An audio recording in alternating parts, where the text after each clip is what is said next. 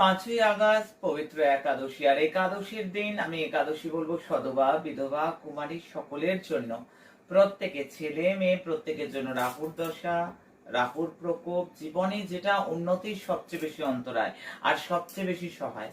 রাহু সহায় না হলে কেউ উন্নতি করতে পারে না, তাই আমি রাহুকে সহায় করতে বলবো প্রত্যেককে। এবং শনি মহারাজ, যার কৃপা কটাক্ষ ছাড়া একটা মানুষ অনেক উন্নতির শিখরে চড়তে পারে না, যে ফিল্ডেই হোক না কেন।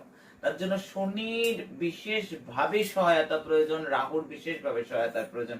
তার জন্য বলবো একাদশী পালন করো। যাদের সারাই সাথী, যাদের ঢাইয়া, তাদের তো মাস্ট মাস্ট মাস্ট একাদশী। আর এই পবিত্র একাদশী আমি বলবো প্রত্যেকেই পালন করবে।